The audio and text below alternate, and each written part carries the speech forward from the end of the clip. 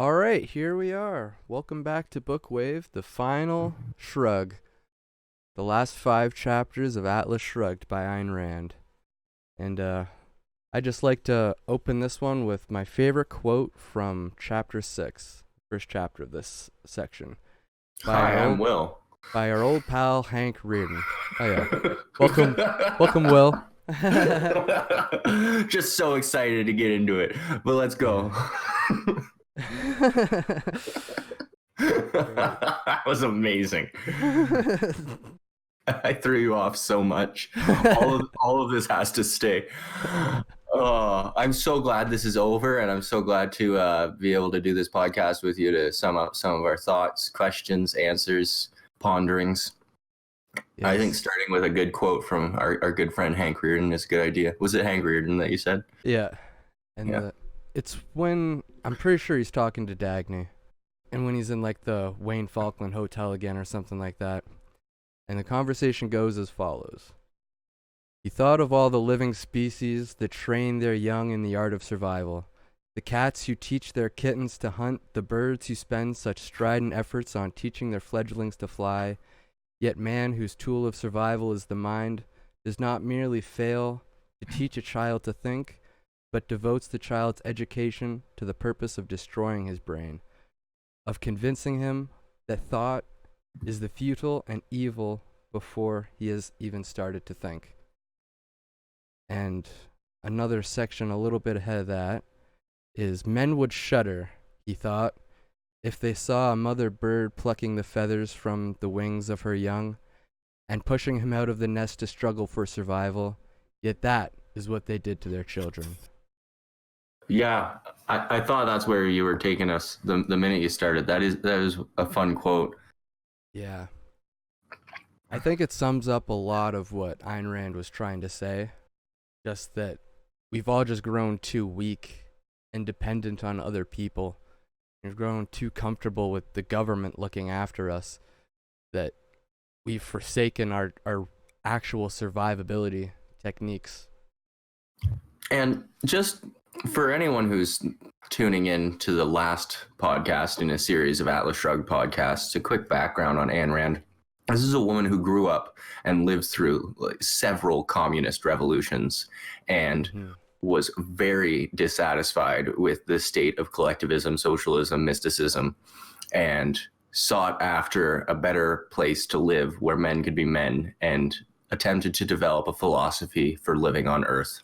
And she came to the conclusion that America was the greatest country to do that in, that freedom was a thing, laissez-faire capitalism was the political engine that would help her and all men achieve greatness and happiness, and is very much against the notion of helping others because they need to be helped, that all men should help themselves.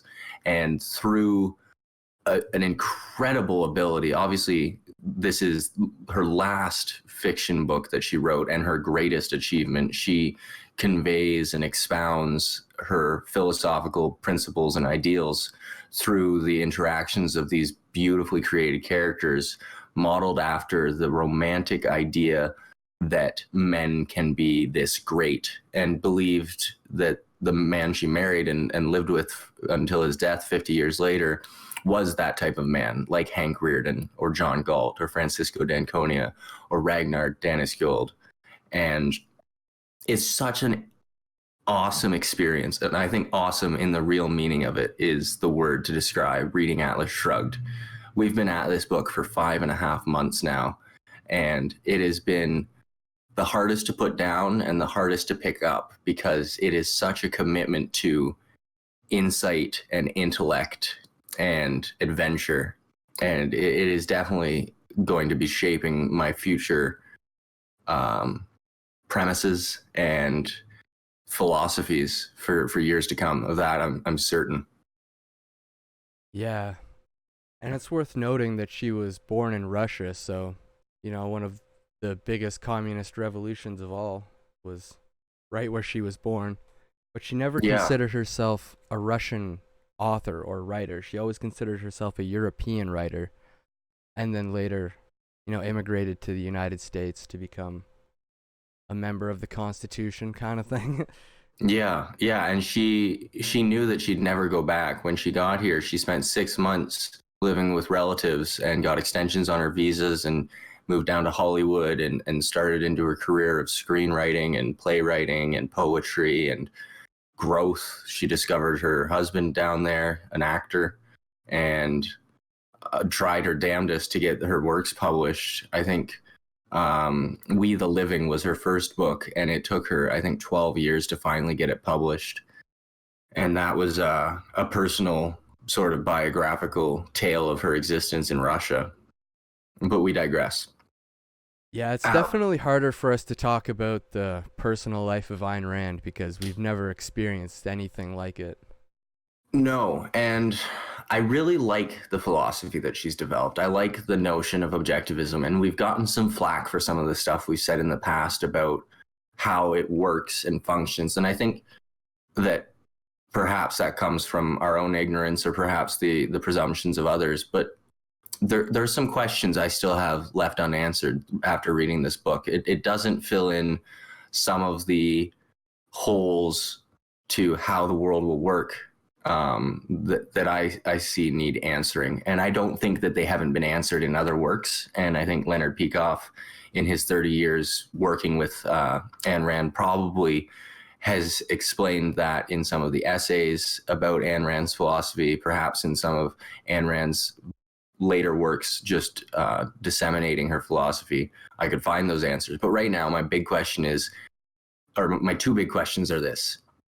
Without income tax, are we against property tax, or is property tax okay? And is property tax the only means for government funding to fund a military and a police force that is clearly supported by this philosophy of objectivism? There is no argument against military or police force. And in fact, it is the highest ideal of a capitalist government to protect the rights of free men from those men who would wish to enforce their strength upon them to take away their rights. That the police and the military are the defenses of these men who have free trade and economy. But I'm having a hard time understanding how the government could generate enough revenue from property taxes alone, if that's the answer, or so be it. Because in building and maintaining a country, there are roads, there are water, there's energy, there's probably a whole list of other things that could be considered luxuries, but are still expected of a functioning first world society that are currently maintained by the government through public funding, which is funded by income tax and property tax and tariffs and so on and so on. I didn't study government. I didn't study philosophy. I didn't study much.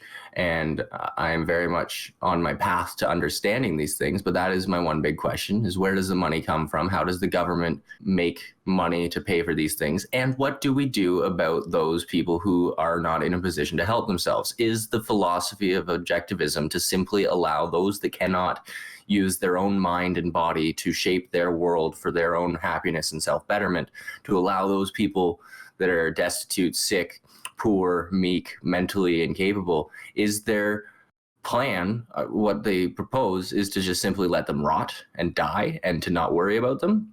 Is that what they're saying? Do they have a different plan?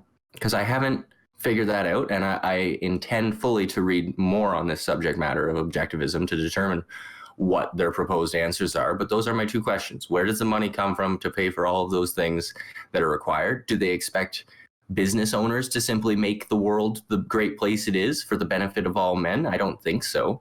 I know that a businessman would make his railroads to get his freight across. But what about the streets and the neighborhoods and the homes?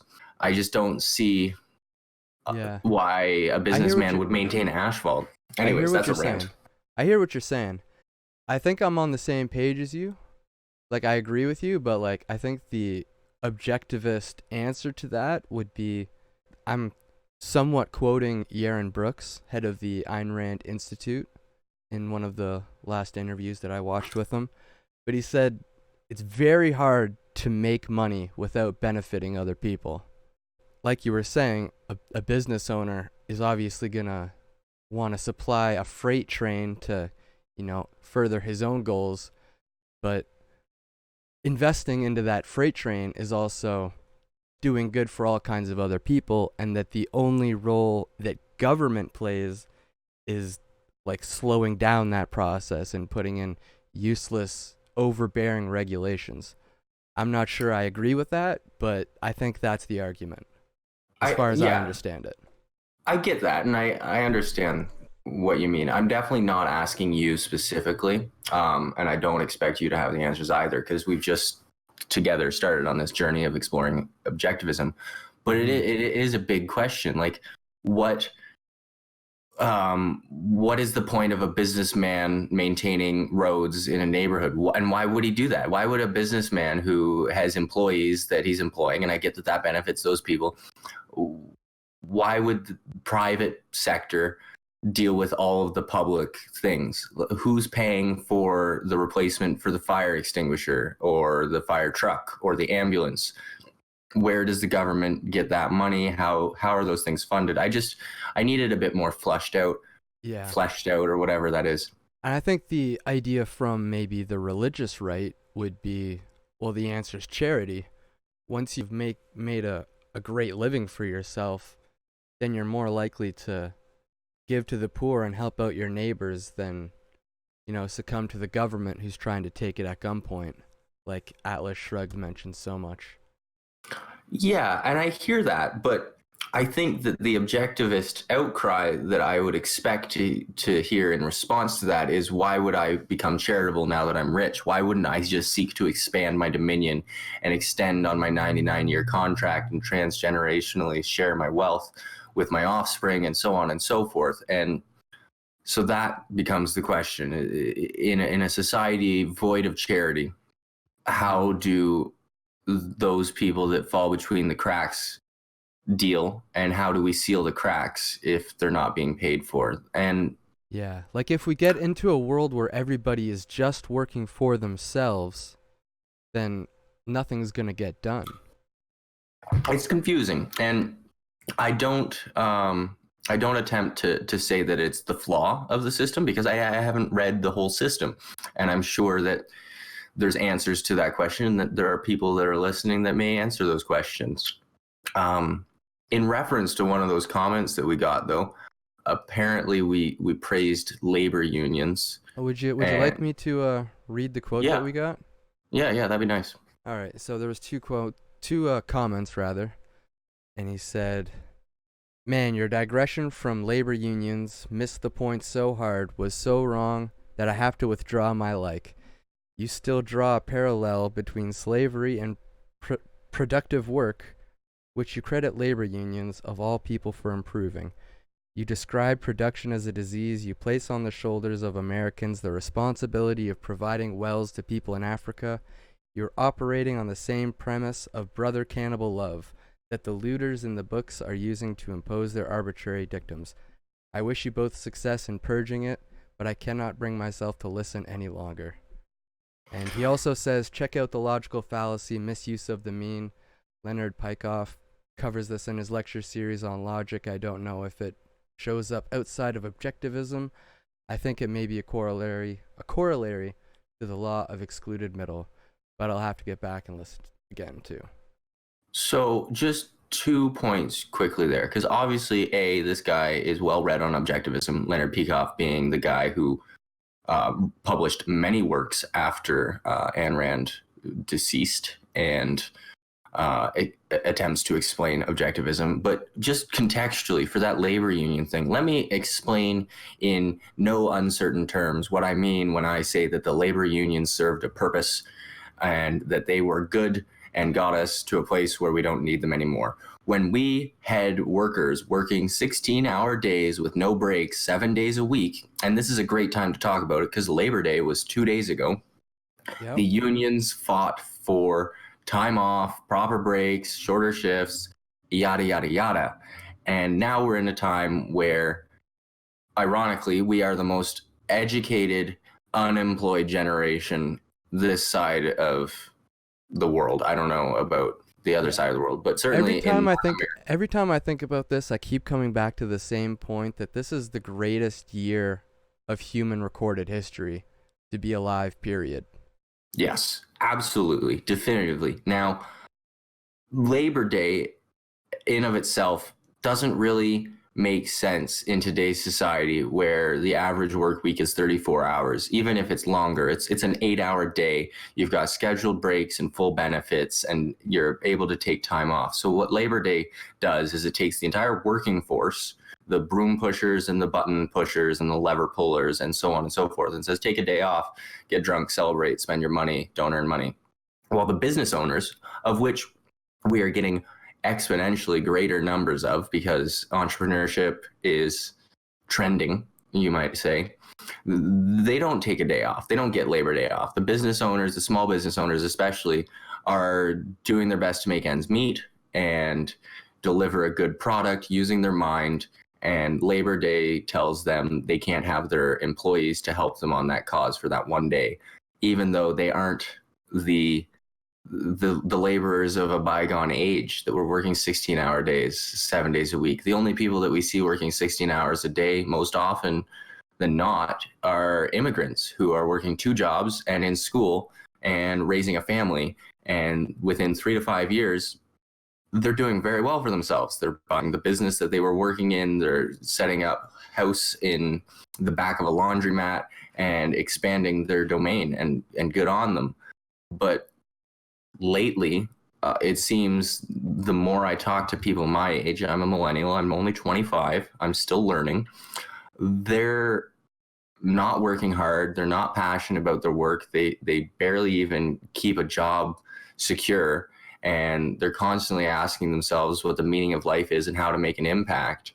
And I think there's some things that society is missing right now that I'm not certain could just simply be fixed with objectivism. I think there's another. 100% agree with that. 100% agree with that. So those are all of the big thoughts that are on my mind in the first 15 minutes of this podcast. I think I've ranted more than I have all week. Yeah, and another point that our first official hater makes is you place on the shoulders of Americans the responsibility of providing wells to people in Africa.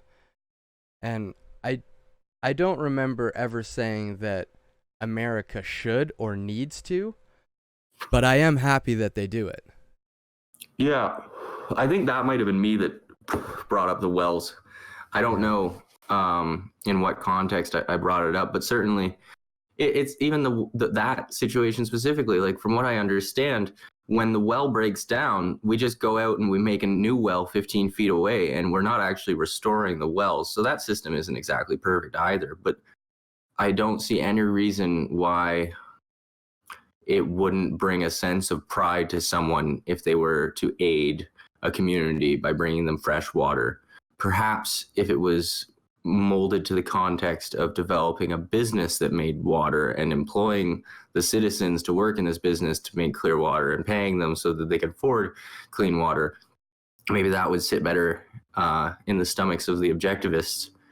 But again, I am not fully read on the subject, and I fully intend on reading up more on it. But as it stands, I am a little confused as to why it is so much to ask to do everything in our power for the betterment of all people. I'm of the belief that if we have 7 billion people on this planet that are all well-to-do, then we're going to get to a place of greatness much faster. But I don't think that we need to get there by redistributing wealth. I'm very much against the notion of redistributing wealth or taking away money or increasing taxes in that regard. I think that we need a different answer, and that if you redistributed all of the wealth today, if you took all of the money in the world, divided it 7 billion ways, I could almost guarantee you in 3 months, the distribution would go back to normal. There are people in this world, many people in this world, that do not want to be rich. There are few people that do, and they do everything in their power to become rich. And I don't think there's any shame or guilt that should be cast upon those individuals that break their backs and their minds and their spirits, doing everything in their power to bring about a product that is valuable to the world, to bring about lots of money. My issue comes from fraudulent bankers and embezzlers and people who seek to abuse and extort humanity in the pursuit of their wealth. I think that objectivism in the way it's laid out by Ayn Rand, upon mutual agreement, freedom, respect, and values, is a great system. I don't see that system being applied very well. It reminds me of the line that the intellectual dark web always draws between equity and equality of opportunity. Like under capitalism, we have as close to equal opportunity as you can get. But what most people nowadays are asking for is equity, so everyone has the same amount of money and the same amount of resources.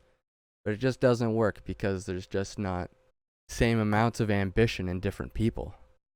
Yeah, I remember talking with someone explaining a metaphor of equality and equity, and I'm going to butcher it, but there was three people of different heights behind a fence, and the tallest person could see over the fence, and the middle person is given a box so that they can see over the fence, and the shortest person is given two boxes so they can stand upon them and see over the fence, and that was equality or equity.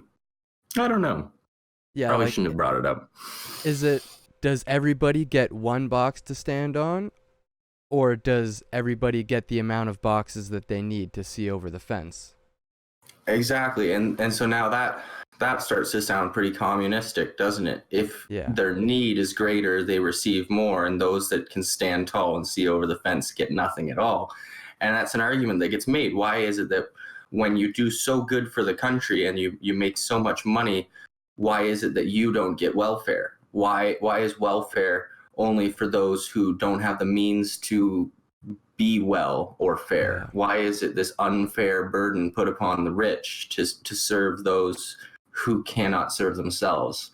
And it's an interesting question. I think there's another really good applicable metaphor here too, where it's you give a man a fish and he eats for a day, you teach a man to fish and he can feed himself for the rest of his life. Like that's pretty much what the welfare state is. We're just giving them a fish a day. When we really should be teaching more people how to fish. And I think the objectivists in the whole misuse of the mean is saying any form of just giving a man a fish can be considered evil. So you should always lean towards the teaching a man how to fish metaphor instead of just, supplying what they need. But sometimes, they don't have a fishing rod. So they objectively do need more help than other people. Well, exactly. And so that brings about the next question to that metaphor is, if you teach a man to fish, but the government owns all the fish and corporate businesses own all the rights to fish, and the man has no means to actually use his fishing rod, what benefit does it give him? Yeah. You teach a man to fish in a world with restrictions on fishing, it's kind of pointless.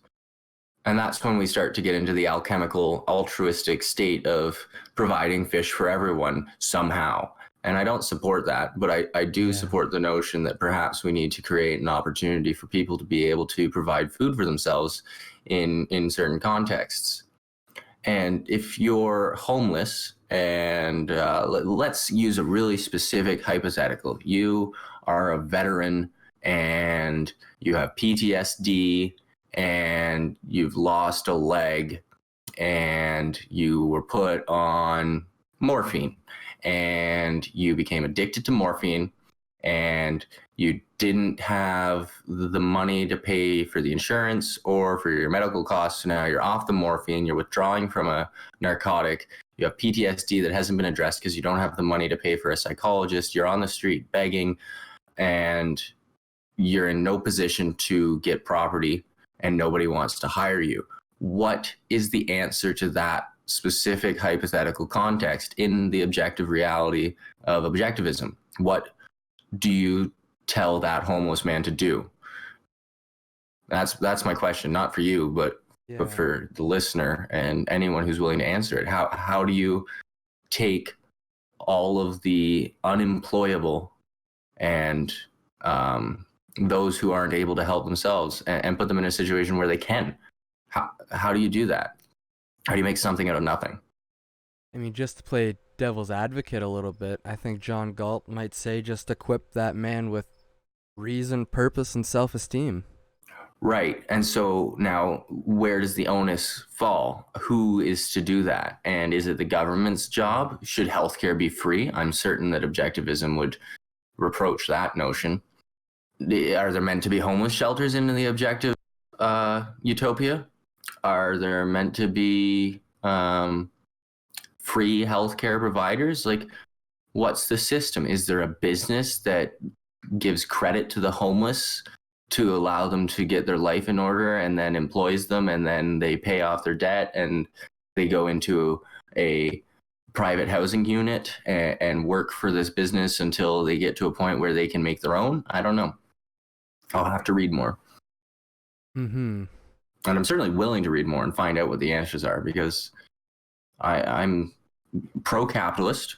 I'm pretty pro-objectivism. I do like the notions, but I do like the idea of helping people to a place where they can help themselves. Yes. Objectivism almost feels like a religion, doesn't it? Yeah, it does, but that doesn't necessarily mean it's a bad thing. Like I'm not anti-religious. I don't know what to say about it. Well, they reject God, so Yeah. it's a philosophy, and religion is philosophical, but they push it too far, and they create the concept of God and impose upon you charity and original sin, which John Galt rejects, and I applaud him for rejecting it. I think that the notion of original sin is a bit of a rude joke. There's no other way to put it, but I don't know. It seems cold, the whole objective philosophy, and maybe it ought to be. I don't know. Bad things happen and they inspire good things, but I don't like the idea of just letting everybody who's helpless die and everybody who can help themselves move forward. I think that's a big burden to put on the human race, for saying you've just neglected 1 billion people. Let's say it's 1 billion people that are helpless and they all just perish. And perhaps in 20 years, there's 22 billion more people, but at the same time, that seems like a weird sacrifice. I'll say this, though. I do look forward to reading The Fountainhead. Yeah? Yeah, I think The Fountainhead will be a good read. I like the idea of Mr. Rourke, the architect. The way it's framed, it seems to have a bigger focus on his own personality and character, expounding the same principles as someone like Hank Rearden. In terms of the actual content of this section, if anybody's interested, it's quite good. I highly recommend reading it, and I don't know how much of it I want to spoil. The 3-hour speech that is given in chapter 7 was incredible. I think it took me 3 hours to read it, and they say it takes 3 hours to give it in their reality. I remember reading through it. I'm like, man, that took me like over 3.5 hours to read, and then later on it references it as a 3-hour radio broadcast. I'm like, yep, okay. So that was intentional. Yeah, and it was like, hold on, why did he have like 3 hours? Who's listening to the radio from 8 p.m. till 11 p.m. getting lectured? And I mean, he talks about everything. He includes all of the points that need to be made, and I applaud it, but it was not concise. Yeah, it was about just as more content than a Joe Rogan podcast, right? Yeah, it was 2 Joe Rogan podcasts, but probably as much talking as you'd find in 10 Joe Rogan podcasts.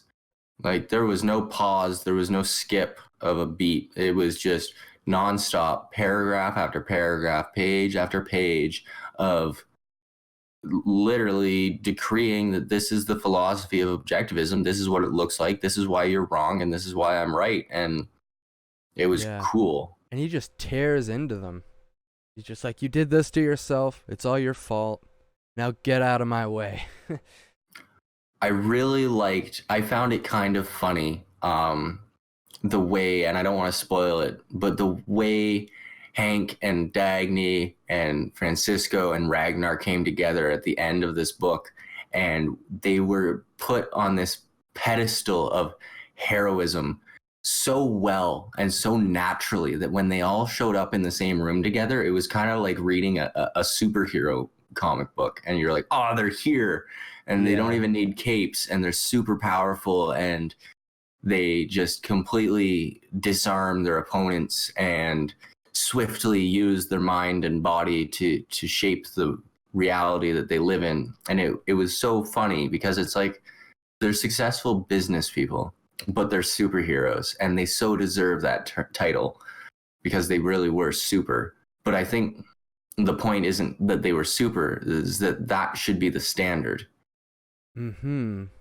And you can kind of see how, like, all of these main characters, by the end, you can call them objectivists, but they all make kind of different decisions along the way. Like, Yeah. just the contrast between Ragnar and John Galt. Like, they're complete opposites in the route they take, but they're both working towards the same goal. And then Yeah. when Dagny, like, when the story is revolving around Dagny, and she just refuses to leave civilization until it's actually too late, and then Francisco is actively trying to pull everybody out. It was cool Nice. because It's like all the different superheroes with using their different superpowers, right? yeah, and it's like, so they all have the same philosophical premise, but that doesn't make them yogurt. They're not homogeneous. They are Mm-hmm. completely on their own. They have free will and determinism, and it's their determinism. It's not predeterminism. It's their own actions, and it transmogrifies into their character, but they're still in the same camp and able to be so different. And it's very well crafted. It really is. And I liked that Ragnar, throughout all of this book, being such a scary and impressive character, at the end is just reading Aristotle. Yeah, I love that too. And the universal laws and logic and reason. Yeah. And like that's the greatest part about like the things that bind them all together are their common values, their common virtues, the fact that the moral integrity of the individual is the most important, and the thinking is man's only basic virtue that everything else stems from. Like they all agree on that, but they all use those tools to fulfill their own goals in different ways. And Really I like it. appreciate their rejection of skepticism, and I really do. Like the whole philosophical notion that perhaps there is no knowledge and perhaps our senses are just bullshit is such a waste of time. Like that's where I really sign on to objectivism. It's like, no, you have senses, and then you have a brain, and then you have a consciousness, and using the three, you can do things in this world. Sitting around and being skeptic and nihilistic and perhaps things aren't real is just a bullshit waste of time, and it's going to lead to depression and anxiety, quite frankly. Mm-hmm. And anger, probably lots of anger. Could you imagine being seated in the belief that perhaps nothing is real and that you don't even know if belief is a belief? Like, oh. I mean, when I look at Jim Taggart, that's the only emotion I see is anger. Anger at yourself. And the destruction of him was so beautiful. Mm-hmm. The thing is, though, I don't want people like Jim to be destroyed. I want them to be reformed. Absolutely. Like this goes back to like some of my like left-wing leanings. I don't like the death penalty because I don't like giving up on people. And see, so that's the sticking point right there, where I say, well, but yeah, what about reform? What about improvement? What about encouragement and insight and understanding and opportunity to grow and change and become? Mm-hmm. And I don't see a lot of lessons that say, look, if you have a destitute, useless individual who's sunk into their own mindset of anti-belief, trust, and faith and reason, that there's nothing to be done about it. Like there must be an answer. I mean, you've got to be able to take an unruly child or an unruly adult and say, look, this is the way, and this is the way that you've been taking, and this is where it leads, and it won't help you. But there's resistance, and you can't change someone that doesn't want to change. That's the principal rule of my life coaching. I don't work with people who aren't interested in changing themselves. And that means I don't work with a lot of people, because most people are looking for a magic pill. Mm-hmm. They don't want to face their sober reality, quite literally, and take mental stock of what they've done wrong, and seek retribution. Yeah. And like going back to one of the comments on our last videos, like maybe I quote Socrates too much by going for a mean between the two, but objectivism seems to say that that's not the right answer. You need to stick to one side or the other. In the middle is where the danger happens. That's where you take the purity and just let it become infected by the evil. But I don't know. I'll have to do some more reading before I give a good response to that. Yeah, More meditating. myself as well. Yeah, like they say, the path to hell is littered with good intentions, right? Absolutely.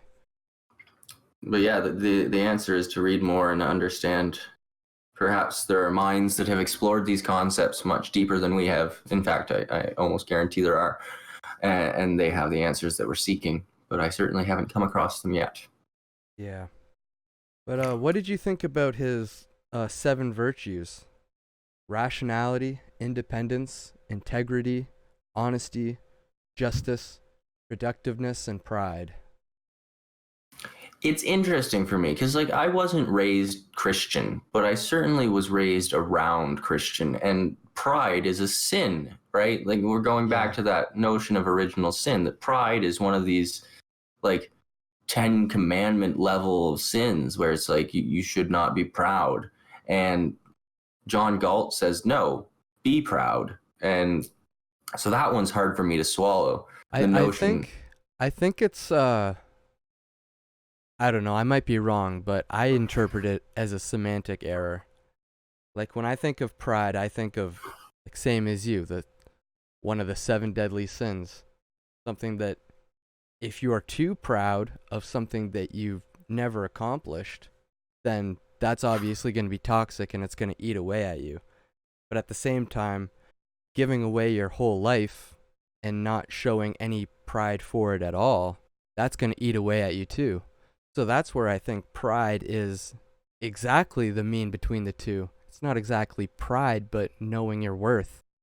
Yeah, and like confidence and satisfaction go a long way on the path to pride. Like you don't necessarily need just unbridled amounts of pride in what you've produced, but you could be confident, competent, and instinctively I wanted to say proud. Like, yeah, it's one of those words, right?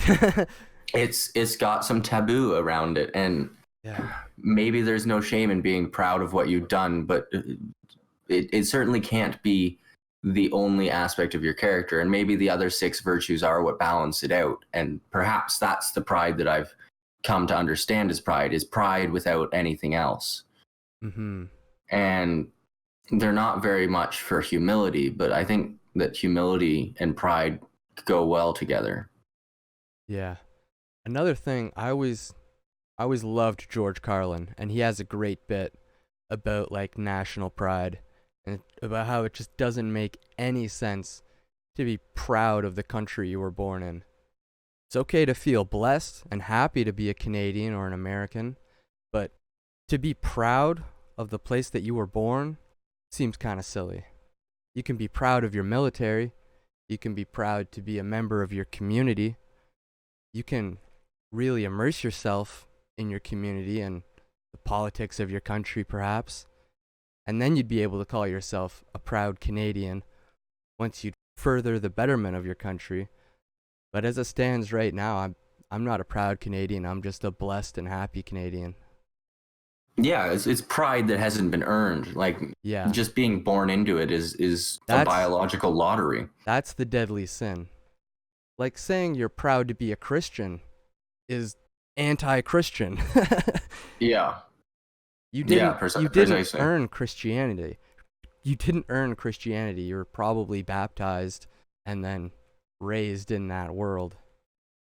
Yeah, and I think That's why I like Socrates so much. I think that Yes. you need to examine these things that you think that you have, and ask yourself where they came from and why they're there and if they actually do anything for you. Yeah, But and listen to that demon on the inside. well, my Very big fear, I think, horrible. about pride is you look at someone like Donald Trump or Justin Trudeau. I'm certain Justin Trudeau is proud when he cuts off a woman that says mankind and corrects her and says people kind. And it's just so obnoxiously stubborn and ignorant that it's like it misses the point and it doesn't help anyone. And I guess that's my fear of pride, is that you become lost to it. But perhaps that's just because I don't have much to be proud of. Yeah. I mean, you could definitely make the argument that winning a national federal election something to be proud of. Certainly, you could. Yeah.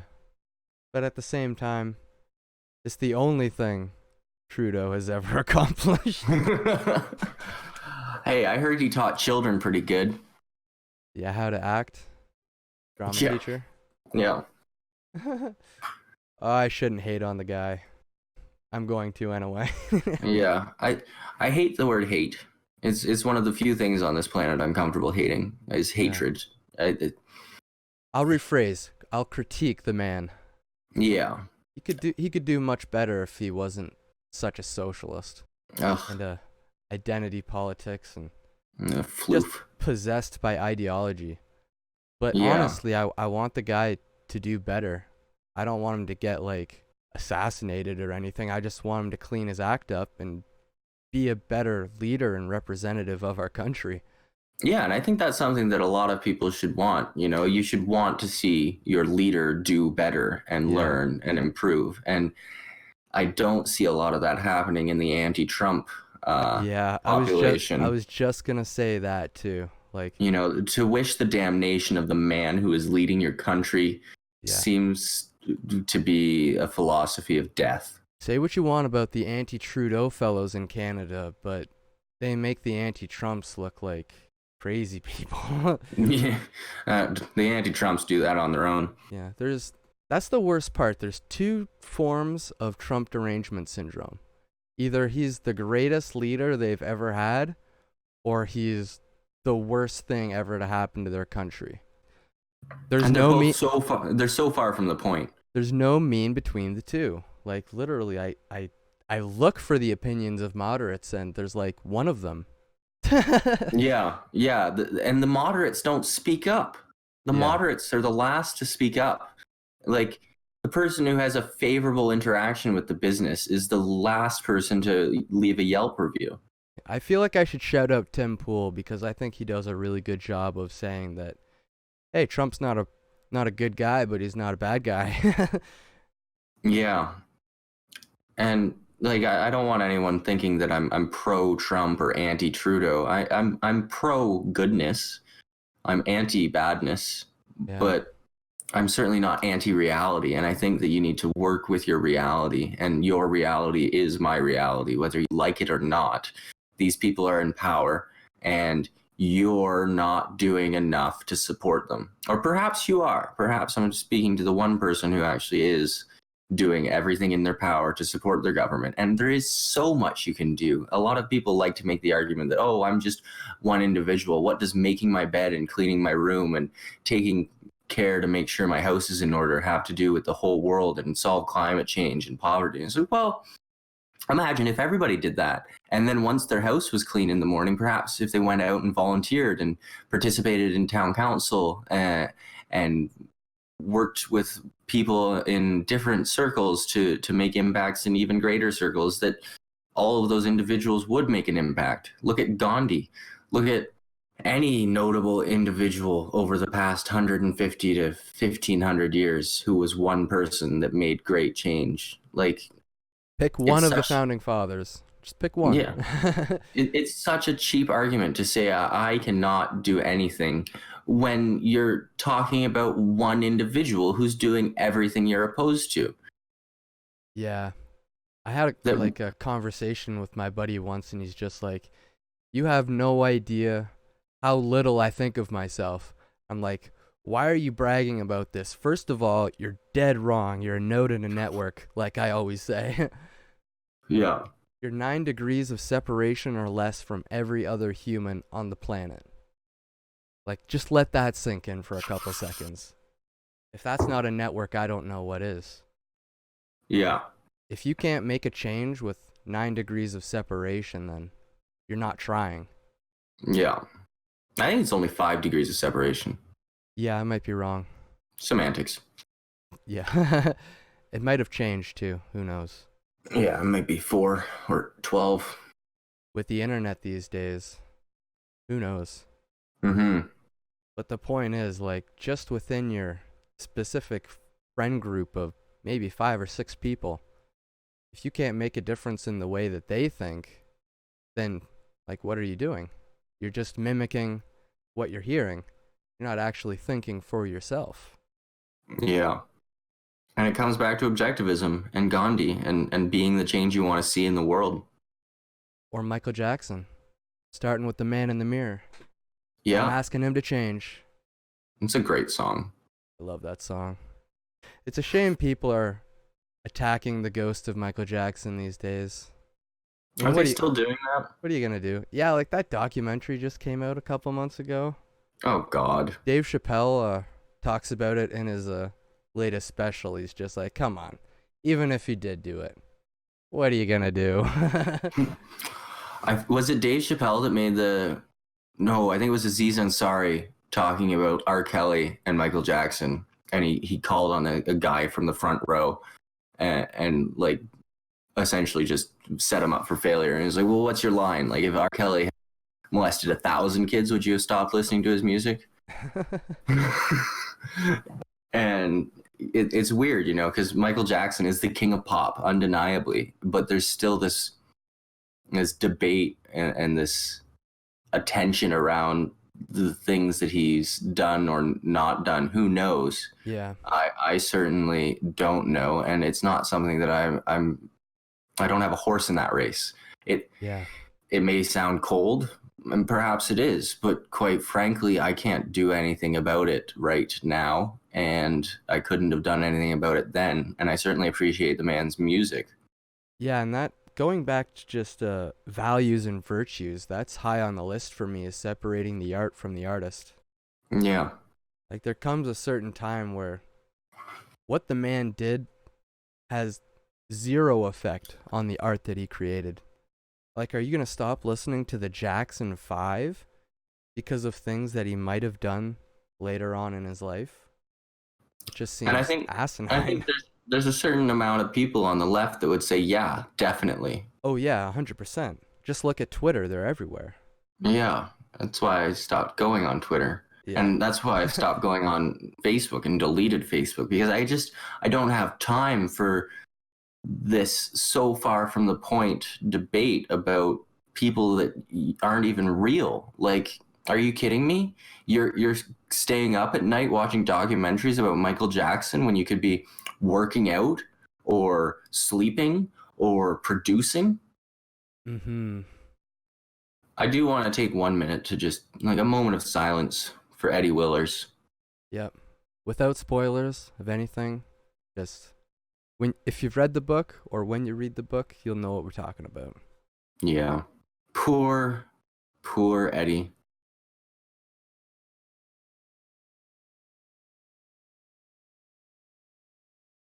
I might reread the book just for Eddie, just to see what I didn't see the first time around. Having the full spectrum now. Yeah. I was focusing on Eddie from the start. Like, I remember talking about this book in one of our first 2 videos where we're like, I'd like to see myself as a Dagny or a Hank Reardon, but realistically, I feel more like an Eddie Willers. Yeah. I really liked him as a character. I really enjoyed his chapters. What a romantic Yeah. tragedy that man experienced, though. Yeah. And of course, there's his best friend in the lunchroom that he always talks to. That was so cool. I loved how full circle this whole novel came. For sure. I can't say there's much more to discuss on the notion, though. I am looking forward to the Divine Comedy. Thank goodness we're through Shrugged and we can move on. Yeah. But there's one quote that, like one little line that really stuck out to me as a big Isaac Asimov fan. But he says, "Don't declare, I think, therefore I am. Declare, I am, therefore I'll think." I just Yeah, really like that. that was a really good one. See, and that's the anti-skepticism thread that I really appreciate. It's like, fuck, I think, therefore I am. I am. That's for sure. Don't That is ask an me absolute. to prove it. That I is an am. absolute. Therefore I'll think. Free will is my choice to think, and my soul is my consciousness and my direction. It's very beautifully and eloquently put, and I sign on to all of that. Yeah, and it really made me think about just the original Asimov line. I'm like, yeah, you could say, I think, therefore I am, because it's all about artificial intelligence, right? But if a robot is able to declare, I am, then it's just an absolute that he's thinking. Automatically, Yeah. goes without saying. Well, overall opinion, 9 out of 10. Great read. Highly recommend. Yep. And like, we didn't talk about this section at all, but I thought we had a pretty good conversation about it. Yeah, I really think that the final section, like the last 10 chapters even, is best left discovered. Mm-hmm. So yeah, until next time, may the force be with you. Or equal to mass times acceleration. And like, comment, subscribe, all that good stuff. Buy the book. Use our link. Use all our Amazon links. Buy all the books. Watch all the podcasts. Yeah. Send us love. Send us hate. Send us anything. Subscribe on YouTube. Follow on Spotify. Like all the podcasts. Everything. All right. We're ranting. Goodbye.